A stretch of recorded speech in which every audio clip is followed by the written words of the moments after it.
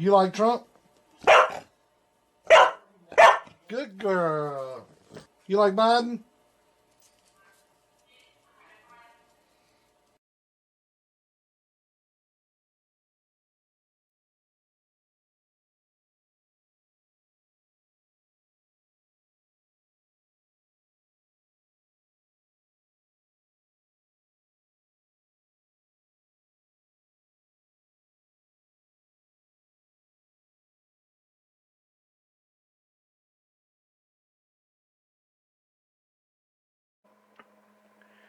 Alright, Scott.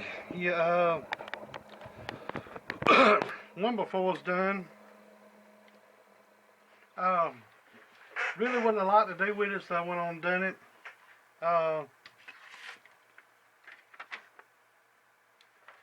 wasn't a lot wrong with it, so it had some crappy things. I'll send them back with it. There's probably some good connectors in there somewhere up underneath all that tape. But I took all that off of it. The hot and the ground was pretty much basically the same thing. So I put 8-gauge wire running off of it. I resorted the B plus going to the transformers, resorted them down on a board a little bit. Put some new caps in it. The old caps was good, but they're not as strong as these. So I put some strong ones in. Took the two caps off of it. I didn't even check them. I just went on and put 1000s in metal clads since I already had them. Let's see, it was running, so I say pretty much right. Well, that's 800. So, see what the other one was.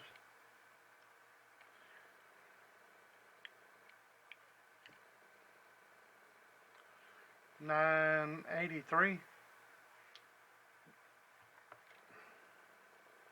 So I put 1000s back in there, and put a Class C choke on the one pedal section of it. Added the hot in the ground, added the ground here, and the hot over there, all one wire. And you got some good connectors on it, but you got them hooked up wrong. This one was on the ground, and this one was on the hot. So what I'm saying is, when you unhook, so in your truck, I think right now, whatever you had it in, power supply hooked up to, whatever, when you take this loose, and you got this is on the power supply end. If you got this end sticking out, anything that could hit, it's got somewhat protection here. So always keep the battery and your negative, make it opposite so you can't hook them up wrong. So put your male on this, on your negative, and from the battery, and from the battery put the female here. So when you go to hook it up, you know, the ground, it don't matter really what it hits, as long as it don't hit the hot. But you put the hot, the dick sticking out on your amp. So when you plug it in, you know, hell, the end's over top of it like this, so it don't hit anything anyways. But y'all be mindful to hook it up this way. Your hots, like if you had a jumper from one to the other stinger, in welding, I've always learned this. You put the source, the power source, with the female on it, and once you hook it up to it, which would already be covered by this cover, have your male part on it. So it don't matter if it's hitting anything or not. It's, you know, only thing that could be left on was the caps in here. But anyways, I just make mindful of that. resoldered the transistors down, and I think that helped a whole lot. Uh, for some reason or another, these things get hot, and when they do, it gets hot in between those grounds on those transistors. And if you'll notice on an older amp, the ground part of it just like it spreads. The solder around it gets hot and it spreads. These amps are searching for ground as close as they can possibly get it, and that's the reason I put the ground wire as close to the transistors as they can get it. It ain't got a little way to travel. It was back here. I mean, this whole copper board, but this copper board is not that thick. It's probably as thick, maybe as thick as a paper, but maybe twice as thick as paper, maybe. I don't know exactly what it is, but it's not that thick. But you can tell it's doing something when you get an older box in here, and the outer edges was sort of good, but the middle ones were searching for ground in between them. You'll notice that seeps down. It goes away, it gets wider. The solder just drips down in there. I mean, just attaches to the board all over. And you'll notice it needs some there in an old amp to get to looking. I put SO239s on the back of it. They were bad. This one don't look so bad here, but the other one, which is over in the trash can, the little tabs, one of the little tabs was broke out of it, and it didn't have anything holding it. I put two new old stock Bakelite ones. I got them from the Hamfest I went to, and they're, you know, they weathered, but they're silver plated or whatever that is on there, but the inside's Bakelite. Bakelite's, I think, in my opinion, Bakelite's better than the Teflon ones, but they're hard to find. So, did that. I don't see nothing else it really needs. You just said do what it needs. You didn't say it wasn't working, nothing. It was working. On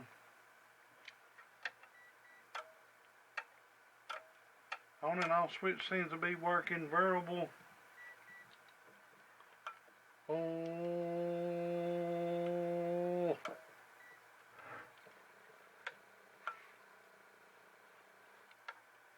Oh. The variable's working.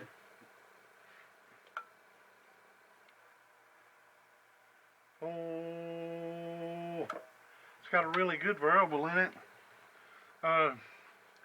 Don't matter where you put the variable, it just turns the input down. On this one, this variable's working really well. I ain't had the new ones that work that good.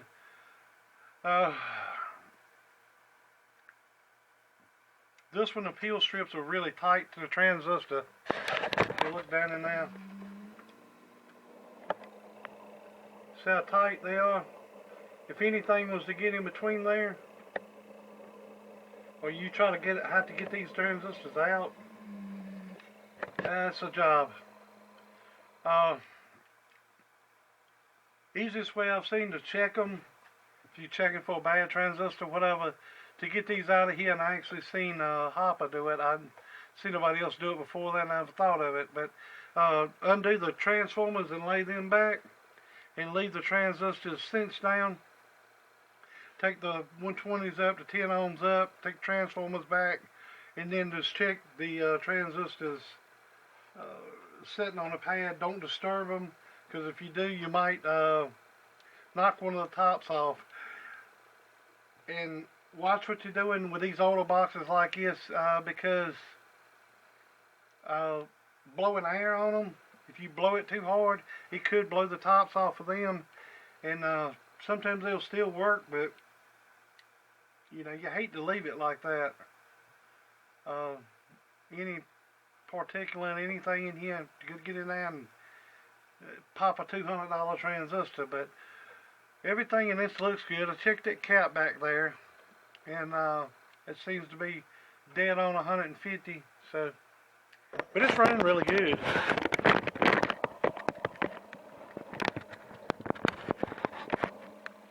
So, 1000-watt slug here, 50-watt in reverse.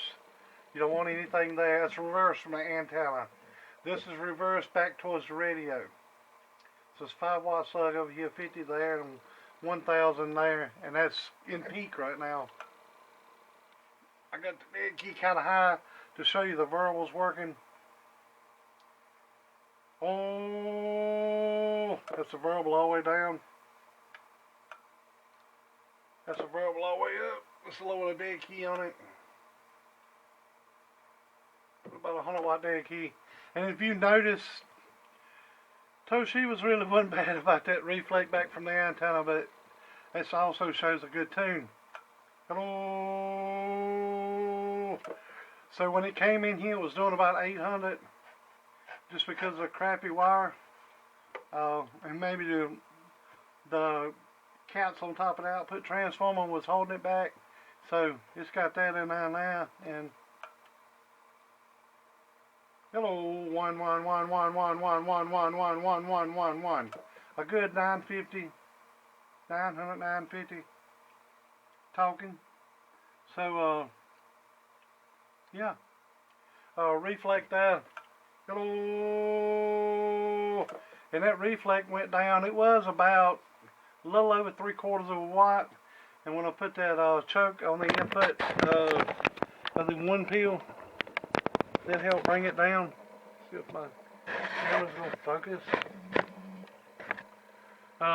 Put that choke right there on that one peel, and that helped it.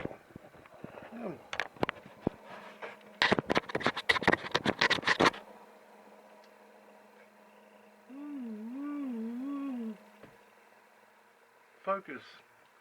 Alright. So yeah, it wasn't hard to do. Just took a few minutes. It took longer to take these out and solder the wire in than anything. Everything else was just a few minutes. But there you go. Working. Oh yeah, I put a diode in back here. You might not can see it, but you barely see it right there. The diode. I added the diode there, and that is a 30 amp. It is actually a solar panel diode. So if y'all want to find them now, I guess they'll work for these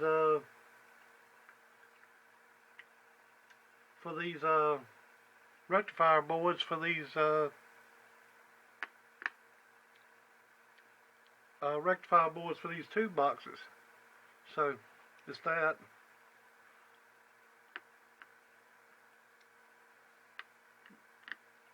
I don't think it anything else done. I'm gonna text you and let you know what it's doing.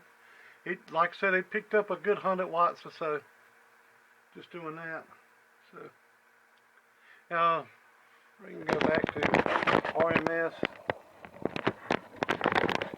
This is still the same 1000-watt slug. It's down here. You sit at the bottom of the screen, taking peak hits off. Hello. So it's 500 RMS, doing really, really good. I was expecting about 400, so 5's excellent. Hello. Hell, it'll do 550. And this ain't with no hopped up radio. It does about 35 watts. Hello. It's only 1000-watt with the in RMS showing about 10. Hello. About 10 RMS. Let's see, turn the 50-watt slug around. You read that meter? That's 50-watt full deflection. Hello. It's about 11. Ain't quite stock, but she's doing pretty good. But there you go. Ain't really too much more to say about it. Is the camera focusing? It looks fuzzy up on the thing. I'll put the ends back on it, and she's ready to go.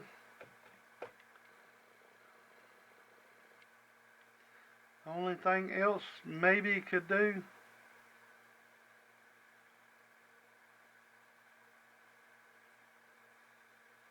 would be upgrade the power wire there a little bit. But I don't know if that's going to help either. A few more little watts ain't going to really make or break it.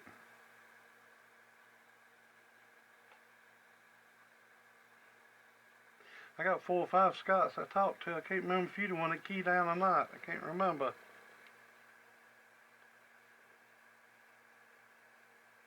I don't know. I'll text you. Alright then, y'all have a good day. Number 3 later. Okay. I went on and done it anyways. Upgraded the power wires on it. So I thought I'd document that. And the fan,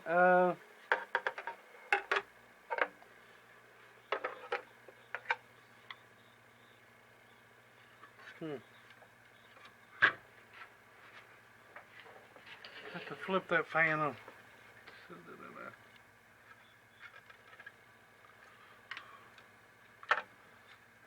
Clock it a little bit.